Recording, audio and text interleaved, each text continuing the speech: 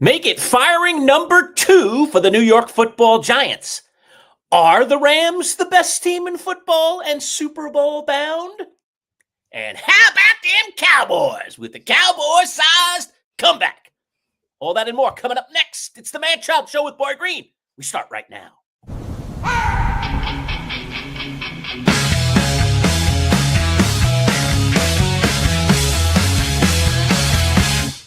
Let's go! It's time for the talk to you. Cause Manchild is born, it's all we're gonna do.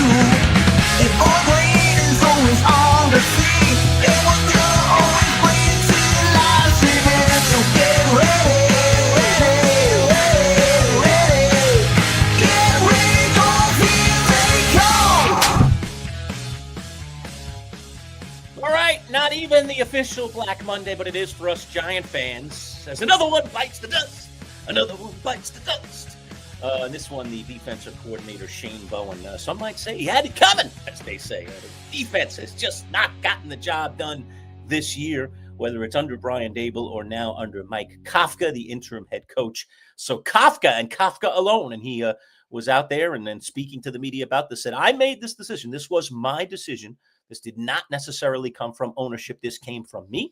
I decided I wanted to wait, being the abrupt nature in which I was hired, and make an evaluation of everyone on my staff in due time. And I guess he has seen enough because the Giants, Boy Green, have blown a few leads this year, you might say. And we remain a 2-win team who currently would be picking second if the NFL draft were today. We'll see how that all plays out. There are a lot of teams getting close to wins. One got a win of the dredges of the league. So that thing will shift and move, and there'll be some changes, I'm sure, before we get to the end of the season in terms of who's picking 1, 2, 3, 4, 5, probably all the way out to number 10. Boy Green, good morning. Happy Monday. It's our live show again, and it is the Manchild Show with Boy Green Digital. Welcome aboard for all of you coming into the room. Jump right into the comments if you want. Ask questions, make statements, speak to each other, do whatever you like. How are you, buddy? Yeah, I'm doing great. And shout out to our friends over at Boxstrap. Appreciate you supporting our program here today. And I just got back from all the travel, and I'm here at the house for less than 24 hours before I immediately travel again. So there's a lot going on, constantly moving. But hey, in our digital content creation world, we always got to stay on our toes. Mm-hmm. Well, I guess, before we get into all the news of the day, starting with Shane Bowen and his firing by the New York Football Giants. So how was the trip? We saw pictures. We have plenty of shorts, folks. If you haven't gone into our YouTube channel under our shorts, you can check out. Paul was sending me videos, and I was posting them as quickly as I could and getting them up, whether it's the player walk through the quad, day and night shots of Touchdown Jesus. There was one really cool one. You'll have to freeze up the video if you watch it, but Paul got a shot of the band post game. So Notre Dame has demolished Syracuse 70-7, and the band marches back through the quad after the game, and Paul and his pop were there. And Paul just shot a little clip of it as he was moving between all the people, because people line up. It's hard to get in the front.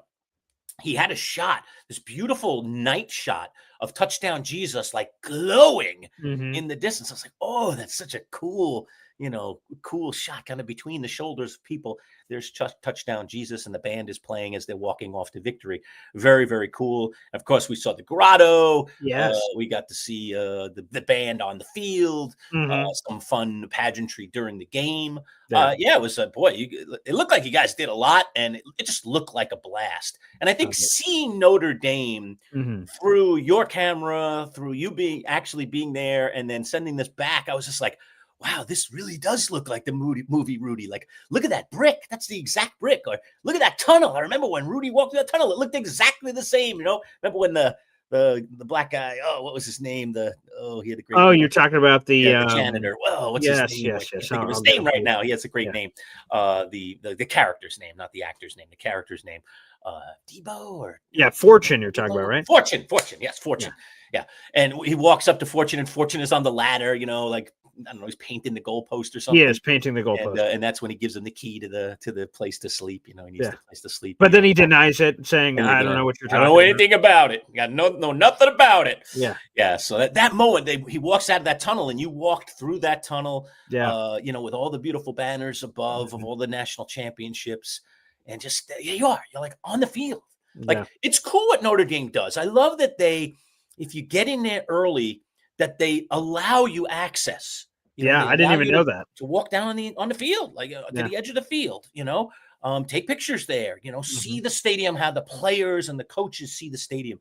Really, really cool stuff. But I shouldn't be sharing it all. What did you think of it all? You were the Yeah. one who experienced it. Well, I will say at the end of the game, the crazy part was so you're leaving, right? The game's over, you walk out, and then through like the gate, the marching band is coming. They're going hup hup hup hup hup. They're going through and they're playing while they're Mhm. going. And there's for some reason there's some level of traffic, so they have to stop. So and it's a massive band, so they're coming out forever. And then they stop and they're running in place as they're stopping and they're still playing the music. So it was just sort of because there was something blocking the roads. They had to stop and they kept going. They kept playing like the victory march and stuff. So I was getting the camera shot going all the way back of like the people going, bum, bum, bum, bum, bum, bum. And then we're waiting. And then once it was going, they go up, up, up, up, up. And they just keep going. I was like, wow, that's crazy. And yeah, the thing I didn't, well, I'd never been to Notre Dame ever. I knew Touchdown Jesus existed. So I saw it during the day, but I didn't know they had like spotlights, to your point, that light up the sky. It's like, I can't even think of another structure that would represent it in the same way of any city or something, but it's just, which I guess is probably on purpose. It's almost godlike. Yeah. It's just like, wow, that's the way you want to light up Touchdown Jesus. It's 100%. So cool. It's like some bluish lights that they had on. Again, go back and look at the video that I posted in the shorts, folks, on the marching band after the game. There's only one of them. And then when, and it's scrolling, just pause it and you just see this shot of Touchdown Jesus in the distance. I was like, that is cool. I want to be there. That's so cool. Yeah, and I'm sure I'm going to have to go through my phone because, like I said, of all the whirlwind nature of me being at my house for less than 24 hours and then jumping in the car and driving more, I have to go back through the phone because there's more pictures and videos and things I'm sure I haven't even posted or shared anywhere on any social media yet. And I'm sure I have a shot of the night shot of Touchdown Jesus. It's beautiful. So, it was awesome, especially seeing the Rudy movie. I had watched it.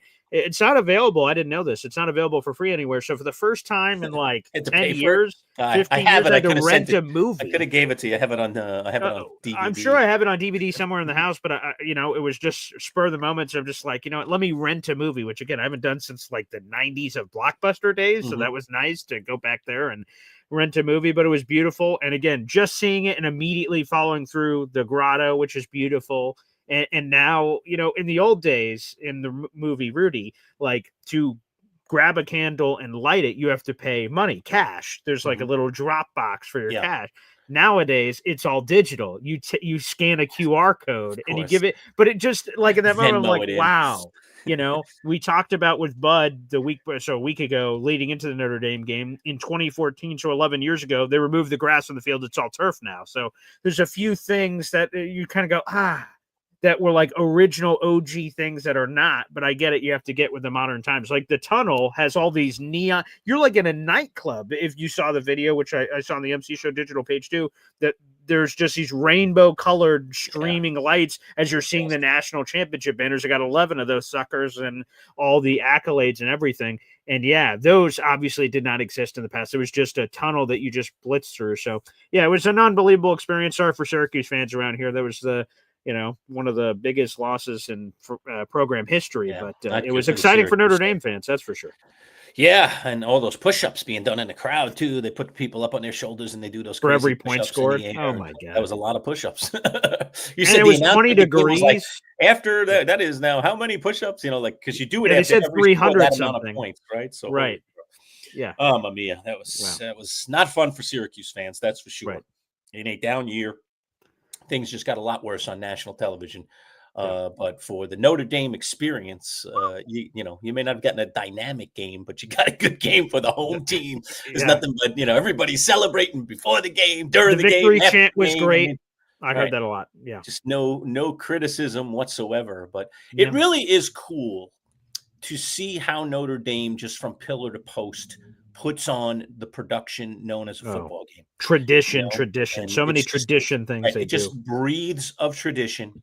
And it's interesting and there's pageantry and it's just a blast. And then you're done with the game. You think, we just go home now. No, the band's marching back through the quad and you got more pageantry, more people hanging out. It's really cool. It's very different then I would say the South does it, which is also unbelievable. I mean, you go to Alabama, go to Auburn, Georgia, pick one of those schools way down south, LSU, and just see how they do it. I mean, they roll up, they close down the streets, the businesses shut down, they border up. Let's go. Everybody goes to the game. They're there many hours before. The tailgating's unbelievable.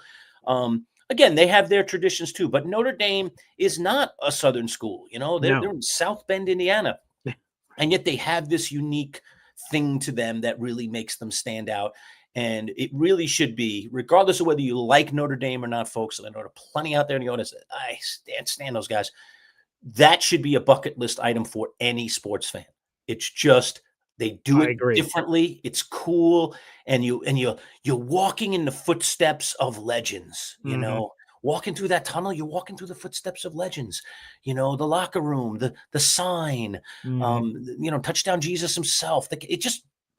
Legends have walked there before. It's just very cool. There's no getting around it. And Notre Dame, because it goes back so long, one of the first colleges out there in the college football scene, you can't get any more traditional than that.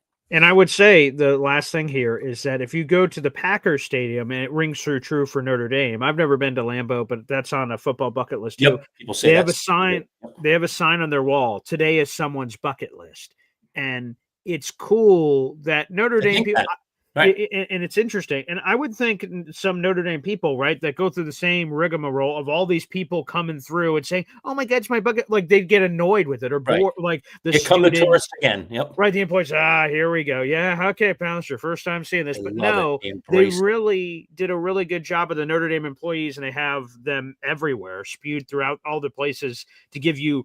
This is the importance of the Newt Rockne statue here. So their information for, like tour guides and stuff, but that they make it a cherished experience. They know that it's your first time and they say, know what? I mean, we're going to make it the greatest. It's like when you train the employees, you have to just put it into their minds that, remember, you've done this tour 150 times. The 151st one you do, while to you, it might be, oh my God, if I, have to say these words again, I mean, I've memorized this whole thing. I don't even need to look at the cue cards anymore. Remember that there are members in your group that day. It is their first time. Mm-hmm. So you have to make it feel like it's your first time every time you deliver that little tour guide speech and you tell us about the different things, share your personal stories, and make everyone feel like $1 million, because for many people, as you said, this is their bucket list and they might only be there once. They might only be there once. I'm going to get there, I'm sure. I have been to the Notre Dame campus, but not for a football game. I will get there, and I will probably do it once. I doubt I will go back. There are other things I want to do. I want to go to Augusta. I want to do I have other things I'm going to do. I'm going to spend my money on other things, but I will do that once because it's just what it is. It's just Notre Dame. You just have to do it once if you care about sports.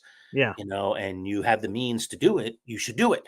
So So that's what I want to give. While you're out there, Big Al was at the game? I did not. He said he was out there, and then he was tailgating in a certain spot. So we didn't run into each other, but Big Al. But shout out to him. But I am happy for those two things. First off, the employees were terrific that they treated it like it was their first time ever doing it, even if it may have been their 2000th time. And my pop, again, there was these courtesy carts, which were spewed everywhere. Awesome. Again, the Notre Dame campus is massive. And I don't mind walking. We got a lot of walking, and I had probably 10, 15,000 steps from all the walking around we're doing. But it was convenient to go because, like, the cart drivers know exactly where they're going to jump to the grotto. Just self-cart you around. That's fantastic. 100%. So to this or to that was great. But my pop, when we were taking all these pictures, right? You're taking pictures of the legendary statues or us together in front of events, that a few times we took a picture of these courtesy cart people, because that's a story. And he was saying the same thing of like, wow, there was a funny guy who picked us up. And I said, excuse me, sir, because they just wait for you. It's a one-way stop. So they don't like travel you around and then wait for you and say, hey, come back in. It's a one-way trip. And then you have to find another courtesy cart person. Right. And I bring up this guy who's just sort of sitting there looking up at the sky. And I'm like, excuse me, sir, would it be possible if we sort of hop on, you could take us here? He's like basically anything's possible, son. I'm like, all right. And so we hop in, and I'm sitting next to the guy. My dad's sitting in the back of this cart, and he's like, "Oh, you're Notre Dame guys." So they're like, "Yeah, we're here for Notre Dame, yeah, for sure." And he says, "Well, if you were Syracuse guys, I could stop this cart right now." And he was just cracking jokes and he was being funny. He's like 80, and it was just hilarious. So he That's just awesome. made it a great time. And like I said, as soon as we got off the cart, me and my dad would take a picture real quick of whoever the cart person was because they all had fun stories or again tour guides of statues and stuff. So yeah, they did a terrific job. So I highly recommend it to anyone out there in the universe. And your dad has never been, right?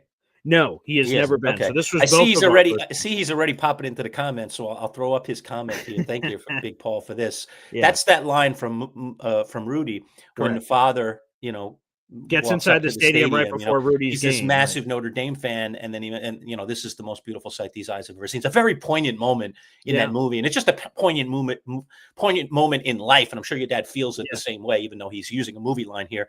That's just it's cool. And I know your dad is a lifelong Notre Dame fan, Right. and so this was his first time for a football game. Yeah. So that's genuinely cool. I did get a peek. I know you guys did a Boy Green Daily that morning. And I was like, I got to get a peek at this. I got to get a peek. And the two of you were doing it together. I was like, oh, this is so cool. Right.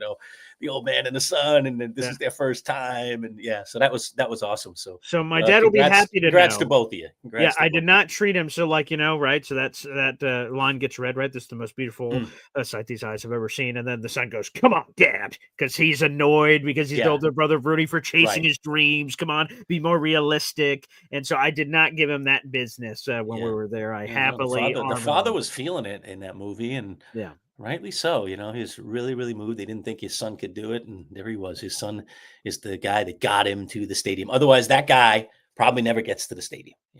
His correct, age, right? He was comfortable watching it at home, right? And just like I can watch it from the. I don't got to spend the money. I don't got to make the trip. I'm getting old now. I don't really want to get on a plane or get in a car for a long drive or whatever. And worth it. Worth it, right? So worth it. Yeah, I know we're going to go into a lot of other stuff, but I would just say the how it all set up, right? Where we went from the airport to these places, we just had time to drive, like from our hotel to the football stadium, from the airport to this. So we just had time to drive. And we got to talk about sort of the theme of Rudy, which I think can it goes far beyond the movie of chasing the dream. Rudy could have easily just worked at the job that had been provided from family to family to family, to not chase it. That's a convenient thing to do. And he, again, for anyone who's never seen it, right, he could have wifed up and had kids and went to this house. He just went, I'm going to chase this thing after a tragic passing. Again, you guys can see the movie. I won't give you the full plot, but the fact of the matter is we just talked about that a lot, about chasing your dream and just getting off the mat and giving it a whirl, whether you make it or you don't make it. The fact that you tried to do it. And for me, my Rudy would have been running on the football field, but the next closest thing is doing all this stuff to be able to talk about sports. So everyone has different visions of whatever that dream is. So that's a pretty cool thing to take away. We had a lot of time to have some of those deep, thought-provoking thoughts in between all the Notre Dame trips, which was cool. And I think cool also is the fact that the time of year that it is, and this is when football is played anyway, but we're a week from Thanksgiving, and it's or less than a week from Thanksgiving, right? Right. Yeah, it's this week. Yeah, it's this week. So, like we're right on top of Thanksgiving, and like, you and your dad get to do this, and it is to me, if you could do it in a family kind of environment, whether it's just with your dad and your grandfather or whatever, like make it a cross the generations thing. I was lucky enough before my dad passed a couple of years ago to have a couple of opportunities to play golf on a golf course with my father and my son. So cool. So I'm smack in the middle of all that. And that was just cool. Like, I was really trying to there's just some dopey round of golf that didn't mean anything, and my dad's not even a particularly good golfer. But just I wanted to get the two of them with me on a golf course and just walk down the fairways together. I was just like, this is a beautiful moment. Like, I gotta make this happen. And I want to savor it. And I'm going to take some pictures. I'm just going to want to remember this moment when, 3 generations of Lurches are here together, it's just kind of cool. So you got to take advantage of those moments. So I'm glad you and your dad got to do it together, because I think that's really cool. You get to do it Thanksgiving week, essentially, which is even cooler. So yeah, just a lot to be thankful for. So that's a beautiful thing that you guys did. And thanks for sharing it with all of us, for sending back all those pictures and those videos. I know it's a pain in the neck when you're trying to just enjoy yourself to have to shoot video of stuff. I'm like, oh, send me some more stuff. Come on. Yeah. I'm annoying you. I'm like, oh, I hope I'm not annoying him. I want him to enjoy his trip, but I wanted our viewers to get a slice of it too, because I think it's really, really cool. So you should keep sharing stories on your show, and if we have more time, we can certainly in the future share more stories on our show. Right. Yeah, and this will be the last piece. It's just when you're talking about all those different generations together. Unfortunately, my grandfather's no longer with us. We recently lost him, and but it was always cool and there's a picture that I'll show it in a second. It's me, my grandfather, and my father all together, celebrating life and everything else with my grandfather there, and it's always in this top corner up here. And that's 4 generations, because I'm holding Zariah Luna, my daughter, up here. So very cool. Look at that. Yeah, baby. Come on, man. Look at that. That's awesome. That's unbelievable that we all get to be here for this and have that many generations. That's great. So, that's great. So always, family. Yeah, that makes the world go round, right? So I hope all of you do have good families. And if you don't, there are always friends that can make up for that and be part of your family, especially during these holidays, Thanksgiving, Christmas.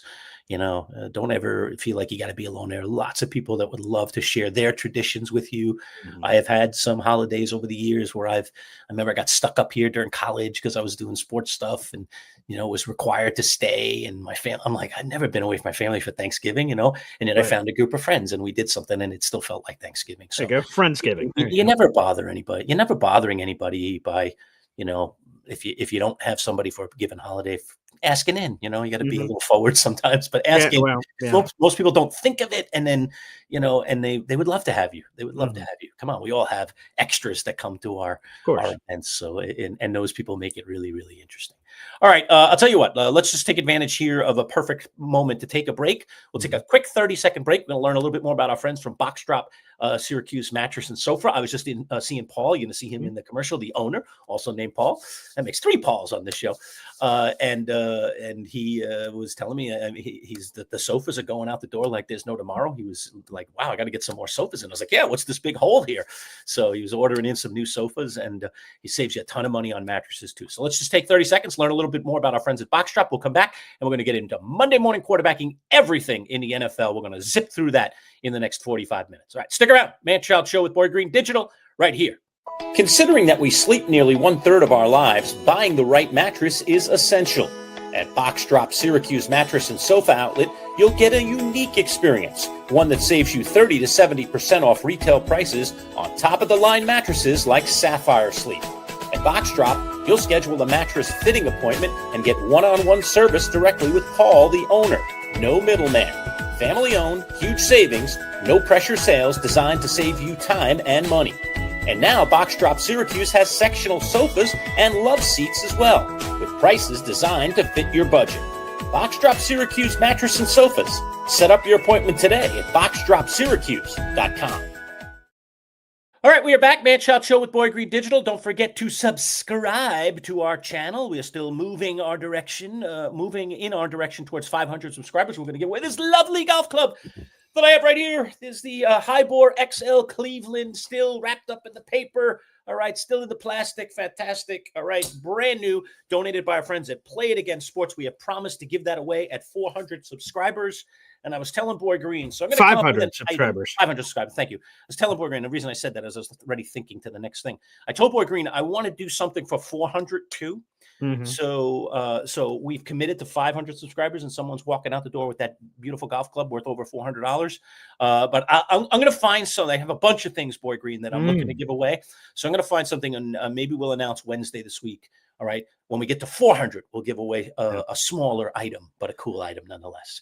Which, by the way, folks, we are about 30 subscribers away from reaching that total. So, again, youtube.com/MC Show Digital. And here's the cool thing. If you subscribe to that YouTube channel with the link in front of you right here, and go to it, you'll be eligible for the 400 one. You'll be eligible for the 500 one. You'll be Correct. eligible for You're every in for single all the one that we pools, right? continue to You're in do for all the pools. moving forward. So take That's full correct. advantage of that, folks. Again, that's YouTube. Yeah, so 30, we could get to 30 quickly, and we can give away this other item that I will disclose on Wednesday for 400, and you can, cherish that for Christmas or give that away as a Christmas gift.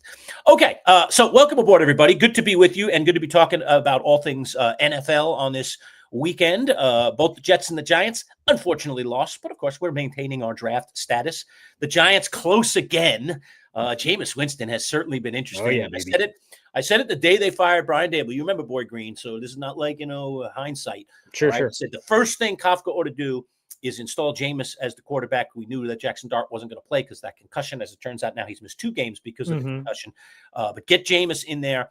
Jameis just provides a whole new level of excitement for us Giant fans. And even in another loss, and certainly this was a disappointing loss, it was still fun. I still enjoyed watching the game. Like, nobody likes to lose. I get it. In the end, you want to win, but I still had a great time watching that game, and Jameis Winston is the biggest reason for that.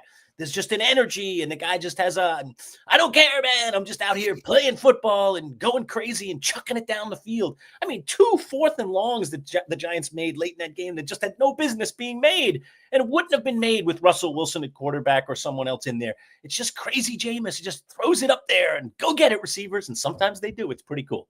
Yeah, this is something I've always said about Jameis, and for fans of teams that he's on, and in this current case, it's the Giants. He unloads the clip. He leaves everything on the field, and that's good and bad, right? He threw a pick yesterday, but he had 366 passing yards, but he only completed 50% of his passes, but he threw 2 touchdown passes. He also caught one. That was great. That play was awesome. And then it's not the classic, you throw it to the like, again, Syracuse played Miami earlier this year, and there was this trickeration back and forth, throw it back to the quarterback, and he just walks into the end zone wide open because it's great design. That wasn't this for Jameis. The ball gets thrown in his direction. He makes a play, makes a juke, stiff arm, high steps it into the end zone. Like, it's just exciting. So Jameis Winston makes it super exciting. So, hey, you know what? He unloads the clip. He has a lot of fun doing it. He's an absolute gunslinger. And I'm sure the Giants are going to receive a lot of calls this offseason about a potential trade because Jackson Dart, in a perfect world, is your starting quarterback. Russell Wilson's a free agent after this year. But, having a backup quarterback or potentially a bridge starter for some team like the Jets, I would imagine they and a lot of other teams are going to call the Giants and see if they're willing to move him. Maybe the Giants won't, and they just love what he brings to quarterback room and says, hey, a random 5th-round pick we don't give a crap about. We'd rather have Jameis. Correct. And if I'm the Giants, by the way, that's what I would do. But maybe they'll be intrigued by getting another asset because they're trying to reload around their quarterback. So maybe we'll see. But, they're going to get a lot of calls this offseason about a trade, I think. And I get a feeling he's not a complainer. I mean, he was number 3 on the depth chart and wasn't complaining. Right. And I don't think he was complaining when he was a number 2, and I don't think he's certainly not complaining when he's getting the opportunities to be number 1. So he just seems like a good team guy. He's a good guy for Jackson Dart to be around and to, let some of that excitement rub off on him. So very, very cool stuff. Yeah. It brings it right into this. I do want to talk about Bone here, but let me just, you and I were talking about this off air. So here's Phil. Here we go. One of our resident Giant fans. Thanks, Phil, always for your questions. He says, Manchild, should the Giants have kicked the field goal to go up 6? Boy Green asked me this question off air in our little pre-production meeting before we got on the air.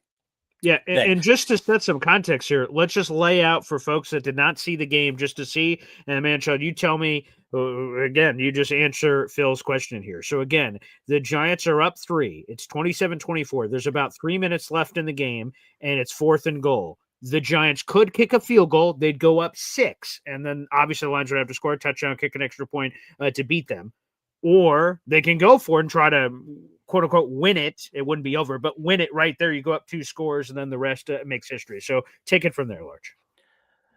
To answer your question, Phil, and Paul and I, like I said, we're debating this beforehand. We disagreed, by the way, and you can give your take on this, Paul. Yeah. But my take was I absolutely, positively loved it. Loved it. I did not want him to kick the field goal there. I know from a rational sense and from the odds on, the general analytics, conservative approach, what most coaches would do, they would have kicked the field goal there. Okay. I understand the percentages were probably to kick the field goal. But I think it's time, place, and circumstance. Number one, you're Mike Kafka. What do you got to lose? Number two, you got Jameis Winston at quarterback. What do you got to lose? Okay. Number three, you're a 2-win team, and you're on the verge of maybe putting away a team that many people thought would be in the Super Bowl this year. Sure. Yeah. What do you got to lose? And I said this to Boy Green too, and I think this was an important thing. If it was a 2-point game, I kick the field goal because I have to force. I don't want to lose the game on a field goal. But the fact that it was 3 still kind of in a lot of ways gave me the faith to say, okay, the Lions will have to kick one here to tie it, and then we're still in the game and going to overtime. So it's not, we're not going to lose on a field goal. We're only going to tie on a field goal. And if they score a touchdown, they're going to win the game. But if they score a touchdown, they're going to win the game either way, whether we kick the field goal or not. So putting all that in the blender, plus the Giants season, plus a Mike Kafka, plus what do we got to lose? I say absolutely positively. And I know there have been some ferocious critics of this. One article Paul was reading me beforehand was one of the New York Giant beat guys. And he's basically saying Mike Kafka lost his chance to win this job with that singular decision. I couldn't disagree with that writer more. I couldn't disagree with that writer more. Wrong, and wrong again, in my opinion. I think, if anything, that shows John Mara that this guy's willing to roll the dice. I think that shows John Mara that this guy's got a pair, as we say. I loved it. I absolutely loved it. Paul, you did not love it as much. Go ahead. Offer your opinion. Yeah, this is what I would say on this. In that situation, again, where you're up 3 minutes to go, 4th and goal, I would have kicked the field goal, and here's why. You kick the field goal, you go up 30-24 3 minutes ago. The Lions now don't have a choice. The only thing they can do is win the game. Of course, they could have scored the touchdown, missed the extra point, I guess, and then it also ends up in overtime either way, I guess, but that seems unlikely. Jake Bates has been a wonderful kicker for the Detroit Lions. But you force them to go into the end zone. In this NFL season, where we're seeing consistently 60-plus yard field goals being made by every kicker known to man, the field goal option being available to then kick this game into overtime, I viewed it like playing with fire. I think if we were all honest with ourselves, the Lions are a better team than the Giants. Would you agree with that, Lurch? At this stage of evolution, I'd have to say yes. I appreciate you. For now, they are. For now, right? For now, they are. So the Giants played a wonderful game yesterday where they were controlling it, I would say, for most of it against Detroit, and Detroit makes an epic rally to come back into this.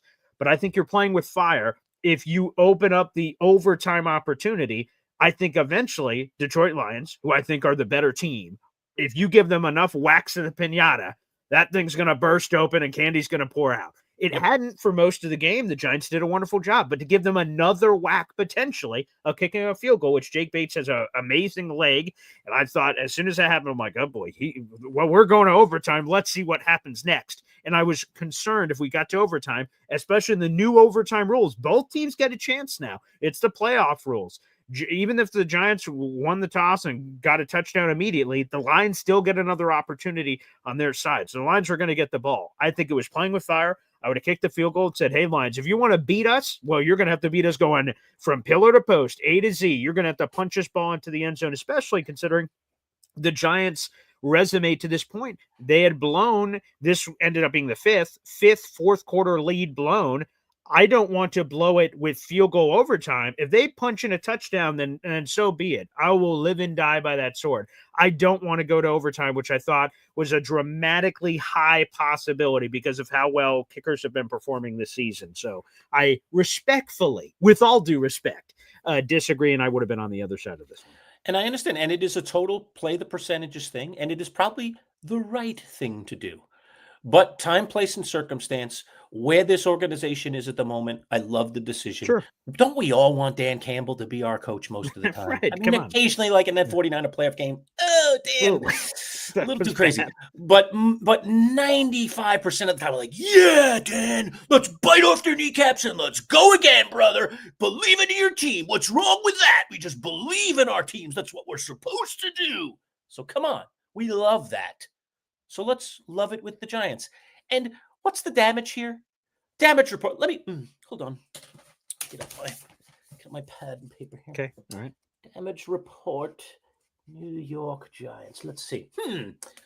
As a result of not making that fourth down conversion and losing the game, we're still the number 2 pick in the draft at the moment. 2-10, yeah. Check. As a result of all that, we've now fired our defensive coordinator who was already inept. Oh, check. Very good. Yeah, check. I don't feel lousy today. I'm sorry. Anybody that thinks I need to feel lousy because my Giants blew it, okay, is wrong and doesn't know about fandom, because my fandom is for the future of my team. Sure, do I want them to win tomorrow? Yes, I do. But in the end, if we don't, by going for it, we didn't try to lose the game. We tried to win the game. We tried to win it outright. We tried to put them away. We tried to put the Lions out of their misery. And we couldn't do it. We didn't finish it. Okay? So, Lurch, it's kind of the story of our season. But I'll take it. I'll take it bravely. I'll take that loss bravely and say, we live to fight another day. We're still the number 2 overall pick.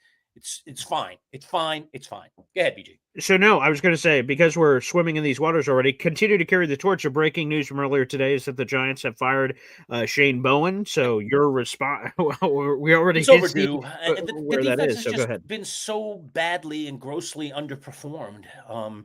I mean, if I'm to start thinking that Abdul Carter isn't the player that I thought he was when he was drafted number 3, that's very worrisome. They need a different coach coaching him because they are not getting the most out of him. Kayvon Thibodeau had a nice start to the season. It's kind of tailed off. Brian Burns is the one maybe consistent performer on this defense who's kind of showed up all season long. Like, this defense just should be better. At worst, they should be like between 10 and 15 in the league. And instead they're way down. That's bad coaching, in my opinion. Sure. I believe there's enough talent there. Yes, they have some holes. Yes, there are some places they're going to need improvements. They're going to need to draft guys, maybe go out in the free agent market during the offseason.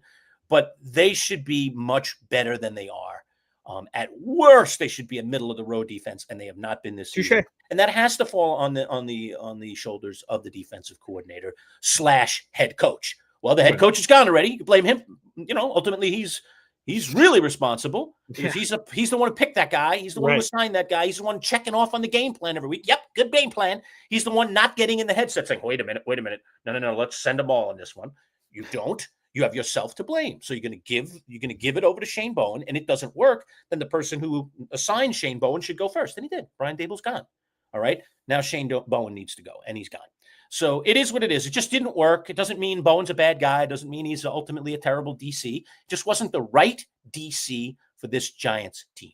So I love the move. It's overdue. I'm glad that Kafka did it the right way. He took his time. He didn't just say, okay, I'm the new coach now. You're out. Rash decision, right? And that's bad because now you're starting and you got your own stuff to worry about. Now you got to worry about all this other stuff. At least you have a guy that has been doing the job up to this point. Maybe not well, but doing the job while you work on other things like the disastrous quarterback situation and having your quarterback concussed and who's playing and what are you doing. He had big decisions to make right out of the chute. Why overwhelm himself by putting more decisions on this? So I like the way Kafka has handled this. I told you this before. We'll continue to talk about this all season long. So far, in my opinion, going into the Kafka thing, and again, it's all on the record. Go check it out. I already said this. This is not like we're saying something.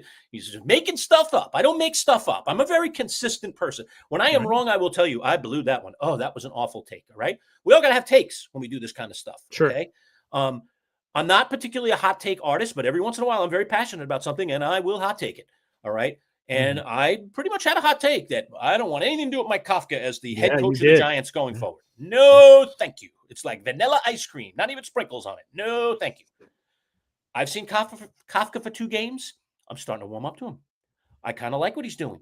I kind of like the way he's moving and grooving. I kind of like what I'm seeing out of the players under him. So he is slowly but surely earning a little of my respect. Now, I'm not saying he should be the next coach yet. What I am saying is he absolutely, at this point, through 2 games of doing this, has convinced me that he deserves an interview. And if he can continue to build on this, then he gets more than an interview. Maybe he even gets serious consideration because we've already seen what he can do as a leader of men. And this isn't, by the way, about wins and losses. I know he's 0-2. This is about, can this guy lead this group? Can this guy teach these young players? Okay. That's what I care about right now, about Mike Kafka. And so far, so good for me, even with an 0-2 start. I like what I'm seeing. Go ahead, BG. And I would say this from the Giants' perspective, right? It's crazy not to look at a guy that the rest of the NFL has been consistently looking at. Mike Kafka has been getting NFL head coaching interviews across the league. Now, they haven't resulted in anything. He actually was a finalist in a couple of places, too. It might have been Seattle. I'm going to have to double check off memory. I can't remember where he ended up being a finalist. But still, he got multiple NFL head coaching interviews. If you're the Giants and you don't evaluate this guy, which obviously they're doing with him being the interim coach, you're doing yourself a disservice. You should have as great of an insight into Mike Kafka than any team in the National Football League. So, hey, let's see what this young man has the rest of the way. And obviously, the Giants are going to get this evaluation. That's what they wanted. We heard about the rumors even before the year on the Brian Daboll hot seat. If he was to go, would Kafka be the interim? And obviously he has. And let's see what he continues to deliver here this season. We'll jump right over Giants to Jets. I like this comment, Boy Green. Williams sending this in earlier. While I believe the Jets played hard the last 2 weeks, other fans will pick so much apart to keep the tank and fire Glenn discussion going strong. It makes me sick. What do you think about how the Jets have performed the last couple of weeks after the trade deadline? They're obviously down some people. Are they playing harder? Do you like what you're seeing from the Jets? Yeah, because this was part of Boy Green Daily this morning, so I'll bring this quote straight here. And this was from ESPN's Mike Greenberg yesterday. He tweeted this out. Aaron Glenn has given fans of the Jets absolutely no reason to believe he is the guy. In-game decisions that make no sense seemingly every week. Just like the Giants, the Jets also had a similar fourth down situation. It wasn't the goal line, but it was 4th and 2 from the Jets' own 42-yard line. Aaron Glenn goes, fire off the cannons. Let's go.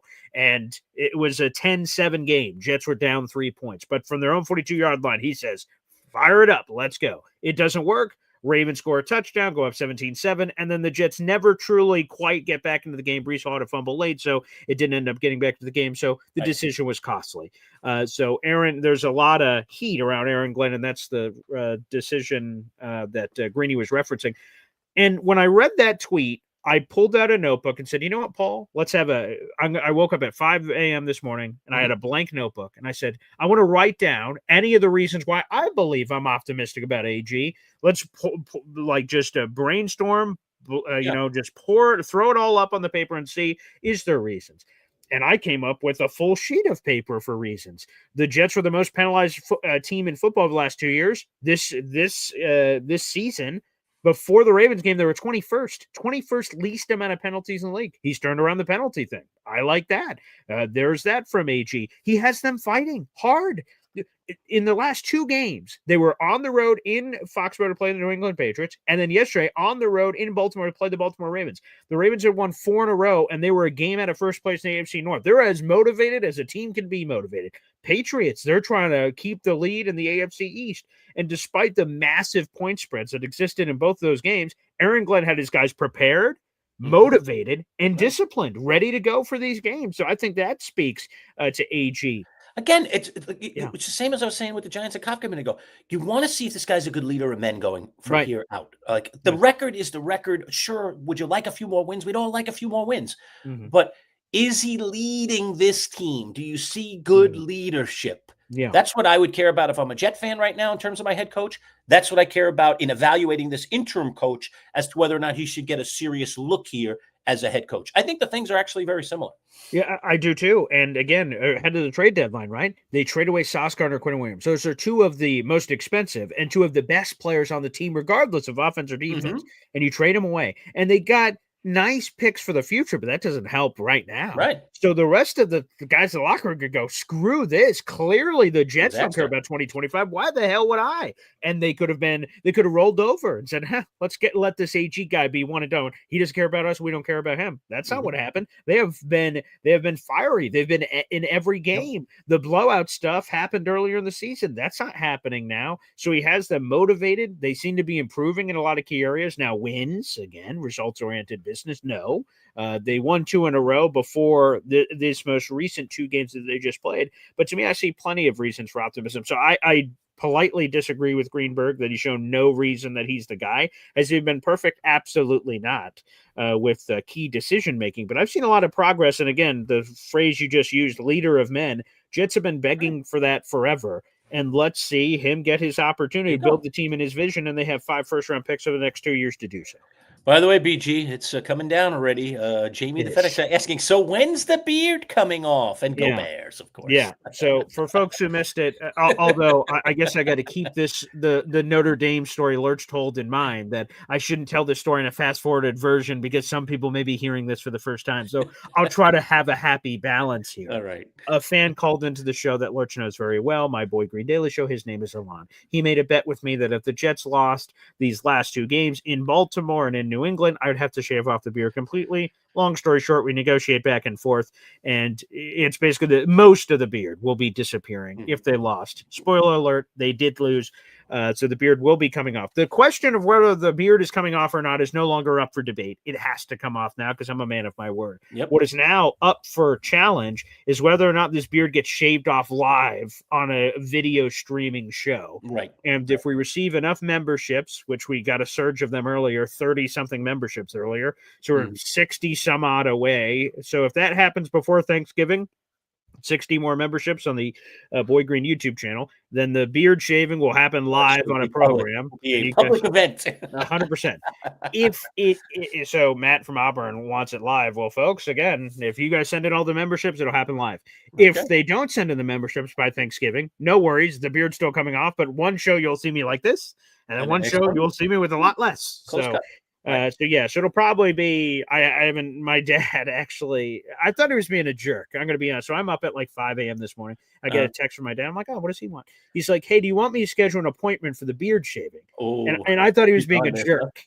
Yeah, And I'm like, yeah, hilarious, buddy. Yeah, Yeah. great. And he's Right. like, no, I'm dead serious. He's like, the clippers I have here, I mean, I'm going to be basically, and I'm good. paraphrasing, I'm going to be operating with a pair of hedge clippers over here. Yeah. I don't know. You might want a pro to do this. Yeah, right. Yeah, exactly. So he has his own personal barber apparently in New Hampshire, and I'm going to be there for Thanksgiving. So All right. All right. regardless of whether this happens live or not live, that will be happening at that professional barber I to like get it done right, like apparently. So The beautiful. barber gets some free pub out of this whole thing. That's it. That's what I'm saying. So it's going to Love work out for the barber. You're going to get free public Hey, sponsorship. and by the way, while we're doing this this. beard trimming, we're going to be running that in a live stream just to let you know. So Yeah. you So know, no you know, cursing, please. Well, you can- 100%. yeah, So yeah. we'll see. So it's unfortunate. My fiance is totally pissed. She loves that I have this beard. So, It'll grow back. It'll grow. but here's the thing: if I lose bets, I'd rather lose bets because I believe in my team. I didn't Mhm. lose it saying, "Oh man, I bet the Jets are going to lose every game the rest of the year." I'd feel terrible about a crazy bet like that. It was me believing in them. So if I'm gonna die on that sword. If I'll do bets forever, believing in my team. Yeah, fair enough. Okay, there's a little bit on the Jets, a little bit on the Giants to get things started off. I just want to walk around the league here a little bit, Sure, yeah. BG, because we're only going to be with people to the top of the hour today. I know you got to hit the road. You're getting heading on up for Thanksgiving, up to New Hampshire to the family complex there. So you want to get on the road soon. I got a million things to do this week too. By the way, we'll be dropping a lot of our content in the early part of the week this week. Yeah. Tomorrow, actually, you know how we usually, folks, Fridays we do live fantasy football with Joe Bartle at 10:30 on Fridays. That's religious. We're going to do that tomorrow with Joe, and I think it's at 11. I think it's 11 o'clock live. So you guys can submit your fantasy So questions. our Friday fantasy thing will be tomorrow because we got all those Turkey Day games. So we want to give you advice on all those games plus the weekend. So Joe is actually going to join us live tomorrow at 11 o'clock. Plus, we have all the usuals. Jake Asman is back on board. Anthony Prohaska is on board for the Bills. We got Ed Valentine for the Giants. All our regulars for Jets, Giants, and Bills are all doing it between now and Wednesday. So by by middle of the day Wednesday, all of our content for the week will probably be spilled out all over our channel. So anything that we record will already be out there. Anything we do live, we'll have done already. We will have our normal live show on Wednesday morning as well. So we're going to be live today, tomorrow, and Wednesday. So we can catch up on stuff across the 3 days. But let's whip around the league a couple of things. All right, so I'm just going to throw some stuff at you. Sure. Just kinda hit 'em. Let's do some quick hitting. All right. Are the Rams the best team in football right now? Question. Unequivocally. I mean, look how they, again, unfortunate for the Baker Mayfield injury, and hopefully all the medical scans and everything turn out okay for Baker, but unequivocally, the Rams are the best team in football. And man, we thought with Matthew Stafford in the back, and we're like, oh boy, are they even going to be viable? And your Giants almost traded for Matthew Stafford in the offseason. They Oh. considered going down that path. Oh, my Imagine God. how the worlds could have changed, and now look at the Rams. And they're now not only the best team in football, as I just said, in my opinion, but they're now the new betting favorites to win the Super Bowl this year. Yeah. Unbelievable. It's a bad place to be, though, these days, the betting favorite to win the Super Well, Bowl. that's also Seems like every couple of weeks that whole thing turns upside down and It's backwards. a curse. I mean, I know the Chiefs pulled it out yesterday, Yeah. but both the Chiefs and the Bills, who were two locks for everybody to be battling for the top spot likely in the AFC, with maybe one or two other teams, are now like struggling to get into playoffs. They keep losing games they can't afford to lose. We know the Bills, obviously, Thursday Night Football went down to the Texans. The Chiefs were able to win, man. We're going to get into that Indian thing. All right, let's hold off on Indianapolis. We'll get into that. Daniel Jones, I think the pumpkin is turning back. The prince is turning back into the pumpkin or whatever it is. Yeah, whatever the saying is.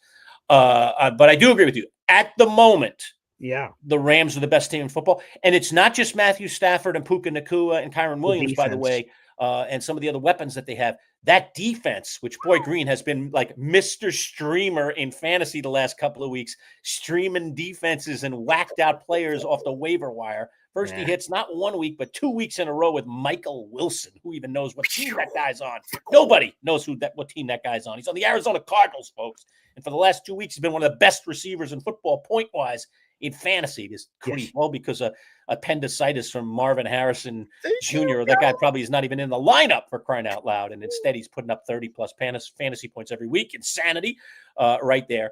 Where was I? Just lost my train of thought. Oh, but it's the Rams defense that has been incredible. I mean, they put a lockdown on Baker Mayfield and Tampa yesterday. So it's not just Stafford and the offense. It's the fact that they can play both sides of the ball. So if you are a Rams guy at the moment or are a proponent that the Rams deserve to be favored, well, know that they deserve to be favored, not just because they have an explosive offense and a good quarterback, but that they are a well-rounded team, which a lot of teams are not this year. I give you most weeks, even though they played better this week, the Kansas City defense, I give you the Ravens offense, which is on and off, I mean, I can just point to each team and tell you where they are missing pieces, so Bills and their defense, on and on it goes. So the Rams seem to be the most complete team in football right now, which makes them arguably the best team in football right now. Yes. Real quick, I'll just answer this from Badshot, just so we're clear, Paul. You're trimming your beard, not shaving your beard off. Correct. A lot of it's just basically they're putting a 2 on the beard and whomp. But like, look at all this. That is going to be. I'll do a before and after picture. You guys will see it for yourself. It's a lot coming off. Anywho, go ahead, Lurch. Okay. All right. Next up, the Cowboys show the Eagles flaws. I mean, that was 21 zip, right? It was 21 zip. It was 21 zip. I was watching it. It was 21 zip. I was like, oh boy, so much for the Cowboys showing up for this thing. Wow, the Eagles are just going to whomp them in Dallas. I can't believe it. I was like, let me hang around for a little. And then the Cowboys got that first touchdown. I was like, okay, all right. It's only 2 scores. I mean, if their defense can do anything. And then we get to the second half and then, the defense starts standing up a little bit, or was it the other way around that the Eagles just became inept offensively? You can make that argument. But that, I think it was the second touchdown. You correct me if I'm wrong, when Dak dove over the guy. Line, right? Dramatically. I was like, that got the team going. That got the crowd going. That got the team going. When they scored that one, I was like, oh, the Cowboys may do this. Turning. The worm is turned. And sure enough, the worm did turn, and the Cowboys end up winning that game by a field goal. Brandon Aubrey, of course, never misses anything. That's why he's on all my fantasy teams. Fabulous. Suck it, Joe. Dallas. And Dallas, to me, great win for Dallas. Okay, I'm not going to be anti-Cowboys guy here, even though I am. Is there a butt coming? This is the Eagles blowing it, in my opinion. Like, the Cowboys won, and they earned this victory. But the Eagles, let's put it this way. Let's not say they blew it. The Eagles are a flawed team, and those flaws were on display in the second half of that game last night. That's what I'll say. The Cowboys took it. They deserve it. Jerry Jones, celebrate. All you Cowboys fans, celebrate. But the Eagles are a flawed team. We've been saying it for weeks and weeks and weeks on this show, and finally somebody got them. Somebody said, let me show you. We're going to take and expose these flaws in the second half of a game when it matters, and that's exactly what the Cowboys did. So kudos to the Cowboys.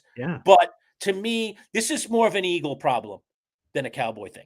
I think it's more of an Okay. ego problem with the Cowboys, in my opinion. Yeah, I would just say, and again, shout out to Pop. I see him in there. How about them Cowboys, George frickin' Pickens? Which, by the way, again, Pickens would be great, by the way. Good mention on that, Pop, because yeah, George Pickens he's playing better than CD right now. I mean, he's just been it's not really, close. really good. He's making freakish catches. Everything that Pittsburgh knew he was, other than what's going on in here. Third All right. round pick. But everything they knew he was a total freak, and he has shown this for years and years. But with the Cowboys and with this quarterback and with this group and CD having Lamb on the CD other side. Right. all of that is helping. Okay. He's getting a chance to be George Bleepin Pickens, and right now he is George Bleepin Pickens. And Boy Green, again, the beneficiary on his fantasy team. Pickens, these defenses, Michael Wilson. Like, how many more things can go right for you? And yet I'm still in first, Boy Green. I'm still in first. I've I'm still noticed in that. front of you, my friend. But I appreciate that I am creating gap for the 2 seed, Yeah, which you means are. I could lock You up are. that bye a little Looks like we're sooner. going to be 1-2. I mean, Hey, I just that's need good one for more the win, brand. and I'm guaranteed to be either 1 or 2. Right. Yeah, you're on the verge because everyone else is falling apart below us. I love it. They're Once all again, each other up. great for the brand. The Manchild Boy Green Digital, ba-boom. That looks phenomenal. But I would say this, that sometimes you like sort of do notes before fantasy drafts. It's like, I want this guy. I don't know. I've got a feeling about it. I wanted George Pickens in our leagues. And interestingly, how it worked, Lurch, is we did our other fantasy drafts before the Champs League. So I kept missing on Pickens. I'm like, damn it. I just wouldn't take him. And I said in this Champs League to myself, I wrote it down, right? No matter what, George Pickens, no matter what, I am overdrafting him. I don't care. I What want round him. did you take him? I don't remember. I'll have to go back and see in our fantasy results. But whatever he was projected. If he was projected 5th round, I'm like, I'm taking him 3rd round. I didn't care. And look at him. Yesterday, 9 catches for 146 yards and a touchdown.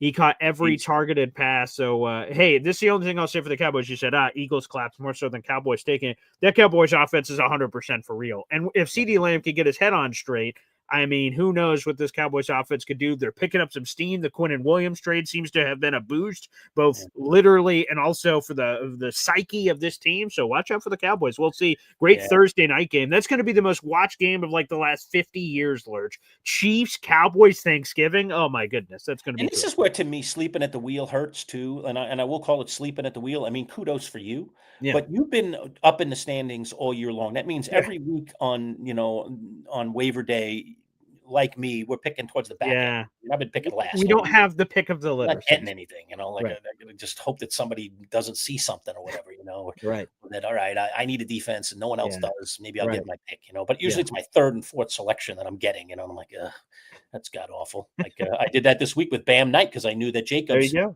be in trouble, and I was like, I don't really have anything on my bench. My other guys are all on bye. What am I going to do? So I went out and got Bam Knight, but I tried for 3 other guys. I wanted Emmanuel Wilson. Of course, I didn't get him. He would have been even better. I wanted, I was going through the list, and then I get like my 4th guy on the list, but it worked out. Bam Knight. He did the job, but I'm not complaining. But I'm just saying that's the way it was. So, anywho, what did you have to say? You said because I'm high in the standings. What did I? Yeah. So what I was going to say is Dak Prescott was out there all year long for most of our year. Dak Prescott was just flying in the breeze, man. He was just out there on the waiver. It was wire. a trade, actually. I did not pick him up. Trade. Oh, I didn't realize that. Okay, it was a trade. What was that trade? Again, that trade. I thought he was a waiver wire pickup. Yeah, trade acquisition. 100% a trade. What the heck? Dak's been great, man. I'm like, well, who gave him? Who gave you Dak? This is terrible. Oh, I'll tell you. Again, I'm randomly about to go to bed one night, and for me, I put my phone on Do Not Disturb. So that's the last thing I do. I don't want to be bothered in my sleep. And I'm going to put it in Do Not Disturb, and I get a ba-ding, and I'm like, what's this? Oh, a trade offer? I'm like, all right, let me look at it before I go to bed. Look at this now. I'm not even thinking clear. Yeah, right. And it was a 1-for-1 trade. Rashad Bateman, my Baltimore Ravens wide receiver, for Dak Prescott. And I went, I have Justin Fields. He scored 30 or something, so I don't need it. But I'm like, Justin is all over the place. So Rashad Bateman. So it was Austin in our league. He sent me the trade right before I went to bed, and I'm like, yeah, screw it. And I go accept, and then I just go. Hey, Austin, want to know why you're in last place in our league? I offer you that trade. Oh, and the 3 others that you've made this year, which have been horrendous. Seriously, he's been a terrible trader this year, and that is among the worst. I didn't even know he made that trade. That's an awful trade. And I know Dak had a little bit of a slow start. He did trade him for Rashad Bateman. Oh my Lord. We all want Dak Prescott these days. What did he go over 30 yesterday? Yeah, I can't even get that out of Patrick Mahomes. He's supposed to be the best quarterback in football. Appreciate my Lord. You talk about stepping in. This one, I hate to say this because I've been in first place most of the year. Yeah. But in my opinion, this has all the makings of you winning the league this year because it's all going right for you. That Michael, Ooh. that's what happened to me in years that I won. I ended up with someone like a Michael Wilson late in the season. He just like took me right to the finish. I'm like, yeah. Remember that time I got James Conner? It's like a throw in on a trade, and he scored like 15 touchdowns in the last 6 weeks. I was like, the guy was in the end zone twice every weekend. I was like, yeah, another 25 for Conner, in the old flex spot. Plus, I had other good players. Yeah. Like, it's just crazy stuff like that. Ooh. Like, I've had a good roster all season long, but now it's like my guys are leveling out a little bit and everyone else is moving up. I'm like, oh man. Now I'm like, so what is it? Look, fingernails. in the Champs League, you have 2 rings. I have two rings, right? Yes. Oh, so a third brutal. one. Yeah, it would be brutal if you get it before me. That's for sure. That would be brutal. Nice. I really want it badly, but again, if I'm just to say what what the ebb and flow is right now. Sure. Right now, even though you're in second, the tide is in your favor right now. Ooh, I need nice. something to swing my way, and I'm not sure. I'm running out of time for things to swing my way. I'm going to still have a good season. I might go deep in the playoffs, but I don't know if I can win the whole league based on the momentum that your team kind of has right now. Right. And when you're getting things like Prescott going crazy, Wilson going crazy, plus you have other good players. You've had other good Pickens going crazy. You're swinging out there, swinging for the fences on defenses and getting 20-point weeks. I'm like, Jesus, man, what is going on? I did the same this week. I went out and picked up the Green Bay defense. Someone dropped them. I was like, I'm going to take a swing with them. And they scored me like 16, 17 points. I was like, yeah. Which I had them in the past. So, good. All right. Some other quickies before we get out of here today. Sure. I told you I'd be happy for Shedeur if he got the win, Boy Green, and he got the win. He's the first rookie quarterback since Eric Zaire in 1995 to win in his first start, as a rookie quarterback for the Cleveland Browns. Goes all the way back to 1995. That is 30 years of pure pain for rookies not getting a win. So congrats to Shedeur. And I already heard Stefanski and this team. Why can't they just zip? How about don't say anything if you're not going to say something right? Because out of Browns camp today was, we don't know who our starter is going to be for the next game. Is Shedeur going to start now that he got the win? We're evaluating that, and we're not sure who's going to be our starter. How about you give the kid a vote of confidence, or just say something else other than that? Because to me, that is that's what it is. It's why are you constantly putting this kid in his place? He just won you a football game. You haven't done that in a long time, stinking team. Come on, man. Give that guy. I don't get it. The self-sabotage, it's terrible. It's like I told you. We went into the weekend. I said it on a Friday show. They want him to lose. This Browns team wants this guy to lose. They want him to fail because they're going to have to answer questions if he doesn't. And now they're answering the questions the wrong way again. That's why the Browns are a disaster. Yeah. They always do it wrong. Come on, Browns. But happy for Shedeur. He had this wonderful start, some big-time throws. The Browns dominate, so I'm happy for Shedeur. It was cool to see his dad up there. So the camera, they had, hey, camera 3, watch Dion this entire game. Camera 3, and celebrations of primetime up there. That's awesome. Gotcha. All right, some other quickies here. We can't go into this in depth with Boy Green. Yep. Did the Colts blow it, or did the Chiefs win it? You can answer that and give me a one sentence either side. Did the Colts blow it, or did the Chiefs win it? The Chiefs won it. I thought the Colts blew it. Go ahead. Tell me why the Chiefs won it. The Chiefs have tiger blood. And it's a cockroach. Oh, look, they're out. Oh, they're 2 games back before this game. Oh, they're 2 games back in the wild card. Stick a fork in them. And then just the right thing happens. They have voodoo dolls over there in Kansas City. I have no idea. Tiger blood. All right. Colts blew it, in my opinion. Daniel Jones is turned back into a pumpkin. Yeah. And now it's just going to be like what happened with Darnold last year. Every time he's in pressured, he's going to crack. And he's showing it. He's shown it now in 2 games. 2 games in a row, I think, right? So he's showing that he's really Daniel Jones, and he's not Indiana Jones, as everyone wants to name him. He is not to be compared with the folk hero and the movie guy. Okay, here's another quickie, Boy Green. Is J.J. McCarthy already a bust? Yes or no? Yes. I love JJ. I love the Michigan tie, the story, the national champion. He is totally a bust. Okay. The Raiders fired Chip Kelly. So there was more than one coordinator fired. Good move or bad move? That's Pete Carroll firing Chip Kelly. They brought him in here to run that Raiders offense, and it hasn't looked good. Terrible move. They paid him. I don't have the contract in front of me. Crazy They paid him money. ridiculous money to lure him there. I know. And in the middle of the first season, Yep. you're like, "God, hit the He's out already. hit the Panic button. showers, buddy. What Yeah. the? If you felt that way, though, Woo. then what was the leash length? I don't understand making the move in jet. What a disaster! Unbelievable. All right, one on the fantasy front I threw in here Yeah. just on a whim.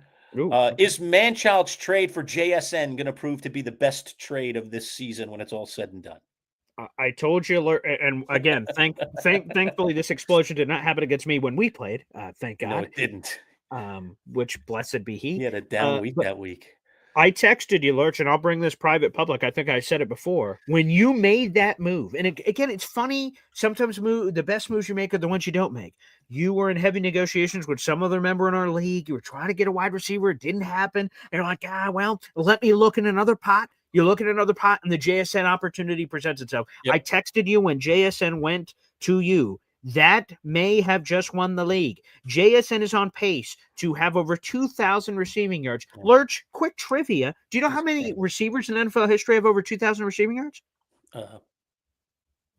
Zero. None. It's none. No Yeah, one because have ever done it. Megatron got really close, but he didn't get it. 1964, 1,964 really yards. close. So it's That's right. never happened before. So JSN is on pace. How about this? JSN now has more receiving yards than any Seahawk receiver in a single season ever. We're in week 12. He still has more games to add on it. And you want to know the funny thing about playing at an absolutely unbelievable level. And the funny thing about Seattle too is you don't want any of the other receivers. Like they went out and traded for Shaheed. He's been a disaster. You can't start that guy in fantasy. The rest of their receivers are trash, man. It's all him. It's fantastic. Which you should be one-man record. Yeah, right. Woohoo! Like Sammy just keep chucking it to JSN, man. 75 yarders, 50 yarders, just go. Bomb. So yeah, he's a phenomenal receiver. Nice. He's the best receiver in football this year. Not close. He is. He's the best receiver in football this season. I think it's bar none. And can he get the quest for 2,000? That would be awesome if he could get there, man. First time ever. And to me, in all honesty, like they should be making a concerted effort to do that. Like to me, it's time to start chasing that a little bit. I know they got to win. They're in a playoff hunt and everything. They got to think about that too. But they should be making every effort. Like, don't you want like your guy to be in that place all by themselves? Like that's just a cool place for one of your guys to be. I know it results probably in having to pay him more money down the road, but who cares? That guy's a stud. That guy is a stud. He has really turned into a true number one. Here's a good thing, Lurch. The Venn diagram kisses. What do I mean? Getting him the ball leads to wins. You're not doing some obtuse thing. It's not a side quest on your adventure video game that, let's try to get JSN to 2,000 yards, and then let's also try to win the game. Those two things are on the same parallel path. Doing one leads to the other. So feed JSN. Yeah, feed JSN. All right, last one, and we're going to get out of here. We'll have plenty of time. We've got Joe Bartle live tomorrow. We've got a live show on Thursday. So if there's anything Wednesday, if we want to go back to anything, we can. It is Thanksgiving week, folks. By the way, happy Thanksgiving week to everybody out there. We'll continue to pass our blessings on to you. Thank you for coming into the room today. Or if you get a chance to watch this after the fact, no problem there either. Good to be with you. All right, last one, Niners-Panthers tonight. I don't know. When I picked this last week, I took San Francisco and gave 7 points to Carolina. I don't know if I'm feeling as good about that today as I was when I made that pick. I don't know if I had to make that pick again today. I might take Carolina, but it is out there in San Francisco, which was my reasoning for taking the 49ers. And Christian McCaffrey, by the way, in the game tonight, if he has a typical Christian McCaffrey-like day because of Jonathan Taylor's down week in fantasy, Christian McCaffrey will have a chance to be fantasy numero uno outside of the quarterbacks. He would be numero uno in fantasy. He might even be including the quarterbacks. I'm not sure where the total points are, but we always look at the positions different than the quarterbacks. So Christian McCaffrey could be RB1, aka player one outside of the quarterbacks with a good performance tonight. That's why I'm taking San Francisco. They're home. I like them in that building, and I like Christian McCaffrey a lot. And he has been, for those that were worried about him and his injuries, boy, think about this for a minute. Okay. If you drafted Christian McCaffrey, which in most leagues went somewhere between like 6 and 12 this year. Yeah, that sounds about right. Unless somebody was just Google Gaga and overdrafting him. He was pretty much not rock solid between 6 and 12. Yep. So that's probably where you picked him if you have him. And then either in the second round or even in the early third, you picked Jackson Smith and Jigba. Mm-hmm. If you drafted those two guys, you're probably winning your fantasy league right now. Sure. Because those two guys got the best receiver and you got the best running back. Yeah. I mean, it's like usually you don't win fantasy on your top 2 draft picks. You win it later in the draft. Mm-hmm. This is one of those years because both of those guys were attainable because JSN was so much further down the ranks because of what he did last season that you could have acquired very easily those 2 guys. And if you did, you were at the top or probably winning your fantasy league and might very well win the whole darn thing because of 2 draft picks. That doesn't often happen. But quickly give us a preview tonight, Boy Green. Panthers, Niners out there in San Fran. Yeah, despite Manchild's random hate for the Panthers the last couple of weeks, and Anish Shroff is his guy. It makes absolutely no sense why you just have this weird, like, oh boy, they're playing the Panthers this week. And I don't believe in Bryce Young. I don't believe it. Which, again, he just set the single-game record for the Panthers, throwing for nearly 500 passing yards. But here's the thing to pay attention to for that. The Buccaneers got destroyed last night on Sunday Night Football. Baker Mayfield's hurt. The Panthers and Buccaneers have the same record. They're both 6-5. If the Panthers win tonight, they have outright sole possession lead of the NFC South. And here's this. You may say to yourself, well, when do the Panthers and Bucs play? 2 of the final 3 games of the season is Panthers-Bucs, random game, Panthers-Bucs. That's going to decide the winner of the NFC South. Who would have thunk it? The Carolina Panthers and Dave Canales and company are in that position. So, of course, the 49ers are heavily favored tonight. They're at home and all that jazz. But don't write off the Panthers, man. The Rico Dowdle storyline, who the heck could have thought that? No. I mean, it's been unbelievable. So, hey, we have the Christian McCaffrey revenge game, right? McCaffrey used to play for the Panthers, and now he got traded over to the 49ers. So it should be a lot of fun. This should be, I know the point spread is large. I think it should be a fun game tonight. Yeah, I think it should have been a little smaller.